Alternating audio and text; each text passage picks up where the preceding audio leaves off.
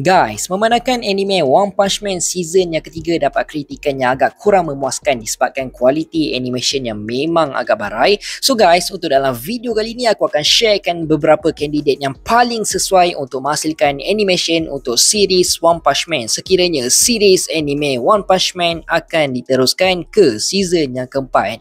Tapi kalau ikutkan guys, masalah utama series One Punch Man ni sebenarnya bukannya salah JC Staff pun. Tapi yang sebenarnya masalah utama kenapa kualiti animation untuk series One Punch Man ni barai, semuanya salah Bandai tau. Sebabnya, yelah mana maunya dapat kualiti animation yang padu kalau bagi kerja pun last minute, lepas tu bagi due date-nya bukan-bukan.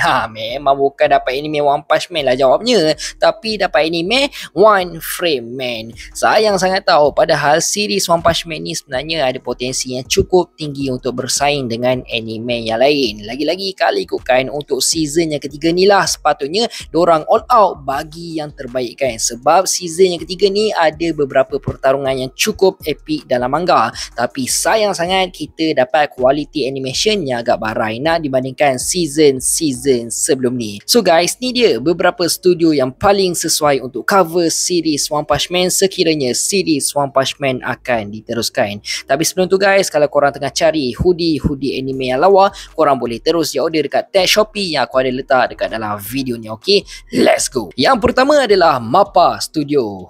Siapa je yang tak kenal dengan MAPPA Studio ni? Studio MAPPA merupakan antara studio animation yang terbesar dekat Jepun. Sebut je anime apa yang diorang handle, kebanyakannya memang tak pernah mengecewakan dari segi animation. Kualiti animation daripada studio MAPPA memang padu teruk guys. Buktinya korang boleh tengok sendiri kualiti animation dalam series Attack on Titan, Jujutsu Kaisen dan juga Chainsaw Man.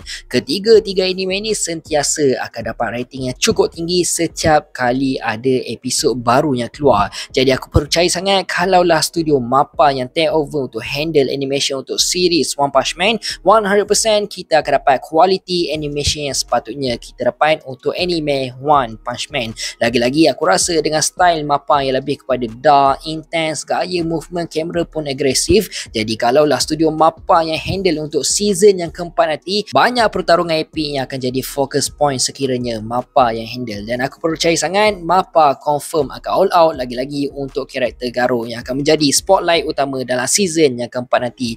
Cumanya potensi untuk MAPPA take over animation untuk series One Punch Man memang agak tipis disebabkan jadual dorang sendiri dah terlalu pack untuk cover anime yang lain pula. Yang kedua adalah Studio Bones, yang mana bagi aku Studio Bones pun memang sangat sesuai untuk take over series One Punch Man. Antara series anime dihasilkan oleh Studio Bones, of course My Hero Academia, MOB Psycho 100, Full Metal Alchemist dan macam-macam lagi. Jadi dengan salah satu genre anime yang sama pernah Studio Bones handle iaitu My Hero Academia, jadi aku rasa Studio Bones memang tak ada masalah langsung untuk handle animation untuk series One Punch Man. Tambahan kita akan dapat momen yang seimbang di antara komedi dan juga action, sebabnya series One Punch Man ni kan memang sangat dikenali dengan lawak-lawak barai diorang tu, memang pecah kepala.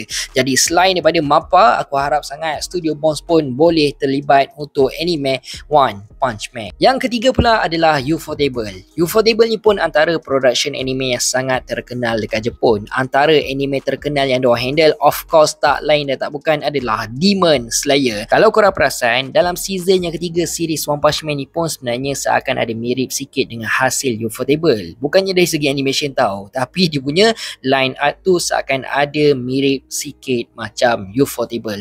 Jadi dengan status Ufotable ni memang cukup baik dan sentiasa menghasilkan kualiti animation yang padu. So aku rasa kalaulah memang series One Punch Man nak dapatkan kualiti animation yang padu, mungkin boleh approach production Ufotable juga. Cumanya aku yakin sangatlah modal nak ambil Ufotable ni bukannya murah bro. Yang keempat adalah Wit Studio. Kalau korang tak tahu, sebenarnya Wit Studio juga pernah cover untuk animation series Attack on Titan. Cumanya kalau hire Wit Studio ni, diorang ni lebih strong ke arah emotional dan juga intense battle. Ya, memang betul dalam series One Punch Man ada juga momen emotional dan juga intense battle. Cumanya mungkinlah part-part kelakar untuk series One Punch Man ni akan ada kekurangan sikit kalau Wit Studio yang cover. Dan yang terakhir pula tak lain dan tak bukan, of course adalah Madhouse. Kalau ikutkan sebenarnya dari awal sampai sekarang aku memang mengharapkan tim Madhouse akan buat comeback untuk handle semula animation series One Punch Man. Sebabnya bagi aku, season yang pertama tu sebenarnya dah okey sangat dah untuk series One Punch Man, dan disebabkan season yang pertama jugalah membuatkan ramai yang mula minat untuk layan series One Punch Man. Jadi kalaulah semua option studio yang aku sebut tadi tu memang tak dapat, at least dapatkan kembali Madhouse untuk animation season yang keempat One Punch Man pun dah cukup sangat dah. Cumanya kalaulah memang betul series One Punch Man season yang keempat akan diteruskan, aku harap sangat tim Bandai tak buat hal macam season yang ketiga ni. Kesian bro dekat JC Staff, bukannya salah dorang pun, tapi tak pasal-pasal dorang pula yang kena kecam teruk, padahal Bandai Namco yang buat hal. So, apa pendapat korang untuk dalam video kali ni? Komen dekat bawah.